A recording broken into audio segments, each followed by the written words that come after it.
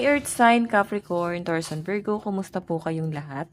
Okay, so Earth Sign, maraming salamat po sa walang sawang pagsubaybay sa ating pong daily horoscope. And kung ikaw ay bago pa lang sa ating channel, mag-subscribe na po kayo. And i-click mo na rin yung ating notification bell para lagi kang updated sa ating mga bagong upload. Okay, so Earth Sign, tignan natin ano ba yung focus ng energy mo ngayon. Focus po ng energy ni Earth Sign.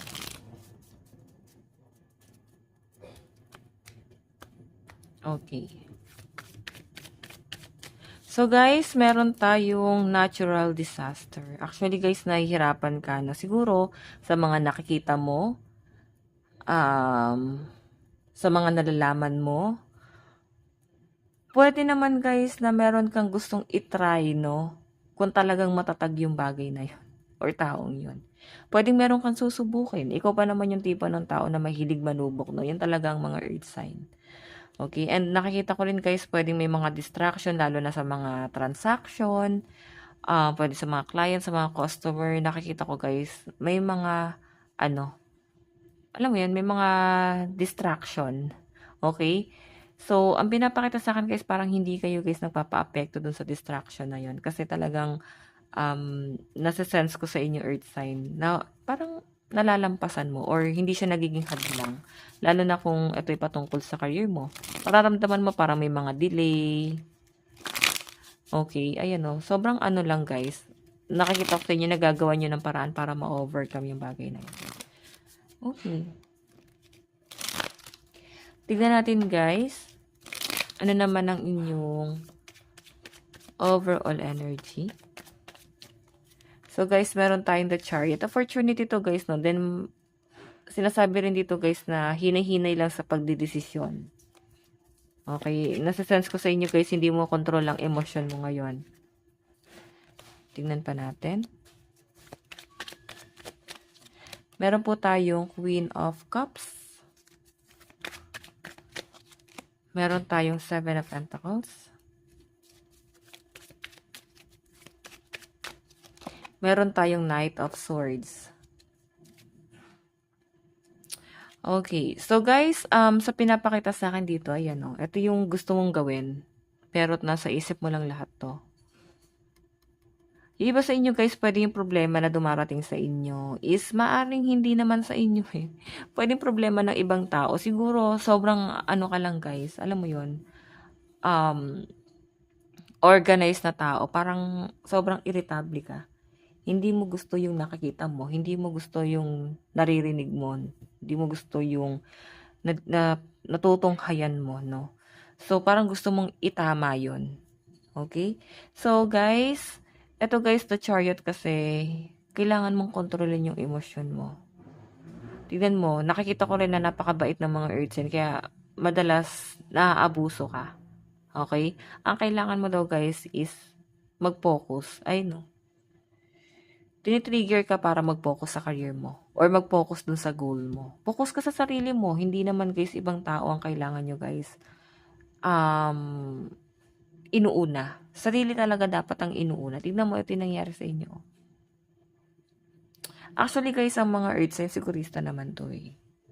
Okay, pero madalas kasi distracted. Kasi talagang sobrang workaholic kayo eh. So pag mayroon kayo guys trabahong hindi natapos, parang balisa kayo. Okay, parang alam mo yun, parang balisa ka na parang kailangan matapos siya. Minsan nga kahit matutulog kayo, napapaginipan niyo pa yung trabaho niyo. O iba sa inyo, parang pag alam mong meron kang trabaho, nagigising ka ng maaga para doon sa trabaho na yon. Okay, para lang matapos yung trabaho na yon. Ganon kayo guys ka-workaholic. May nakikita ko guys, baka yung iba dito, naiinis kayo, baka nag-resign, or pwedeng hindi na guys makatarungan yung sinahod nyo. So, siguro yung iba dito, naghahanap kayo ng ibang pwedeng maging source of income, pwedeng ayan, kaya nagkakaroon ka ng struggle kasi may mga binabayaran din kayo guys monthly. Tignan pa natin.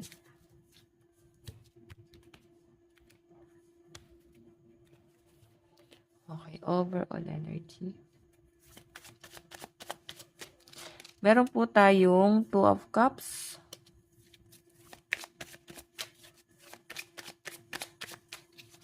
Meron po tayong Two of Swords. Meron po tayong Seven of Wands. And meron po tayong Five of Pentacles. Okay. Okay. So, actually guys, ito kasing Two of Cups, pwedeng misunderstanding. Kaya parang nakakapag-decide ka ng, alam mo, parang nagiging impulsive ka dahil sa mga desisyon mo. Ngayon, magpapadalos-dalos ka sa mga desisyon mo. Dahil sa misunderstanding na to. Or pwedeng, alam mo, parang may na-miss lang. Hindi guys masyadong naintindihan, no? Or pwedeng, ayun nga, pwedeng nagkaroon ng tampuhan din. So, wag ka guys magde-decide ngayon daw or kahit sa mga susunod na mga araw, wag ka muna magde-decide base sa emosyon mo, kung sobrang saya or sobrang lungkot mo. Pwede kasi guys na mali yung maging desisyon mo dahil nga nagpadala ka sa emosyon. Okay, meron tayo guys sa to, nakikita ko sa inyo guys, nararamdaman mo na pagka sobrang ganda ng nangyayari sa inyo, ang daming lumalapit sa inyo. Ngayon pag wala na kayo guys, pwedeng marirealize mo parang wala na yung mga taong lumalapit sa inyo nun. Sobrang taas ng tingin sa inyo. Lumalayo na sila guys. Or hindi ka na guys tinatanaw. So, marirealize mo na kung sino talaga yung mga taong nandyan lang pag hitik ka sa bunga. Nandiyan pa yung mga crabs, di ba? Sobrang bait mo kasi kinabuso eh. Okay, meron tayo guys 7 of Pentacles and 7 of Wands. Okay? So guys, ang malinaw na pinapakita kasi sa akin dito, trauma. Pwedeng yung iba sa inyo, nahihirapan ka magtrabaho. Yung iba sa inyo, pwedeng nawala na kayo ng pag-asa sa buhay. Parang tinanggap nyo na talaga sa sarili nyo na kung anong meron ka ngayon, yun ka na lang talaga. Nawalan ka na ng pag-asa sa buhay guys. Yung iba dito, na parang tumanda na gano'n na lang din yung sitwasyon. So, guys, kung walang improvement na nangyari sa pamumuhay mo, tanungin mo yung sarili mo, bakit saan ka nagkulang? Kasi hinayaan mo na yung sarili mo na walang improvement. Pero kung sa tingin nyo guys, is hindi ka nagpapa-apekto sa hirap ng buhay at talagang ikaw ay gather kahit na ang daming problema dumarating. Kahit minsan talagang depressed ka, nagtatrabaho ka pa rin. Nakikita ko sa inyo guys na mas magiging successful ka pa. Tignan mo, may nagagalit sa inyo guys, pwede may pagtatalo dito dahil sa hirap ng buhay or pwedeng hindi guys naging wise. So, actually guys, possible na magbigay ka ng advice ngayon sa ibang tao.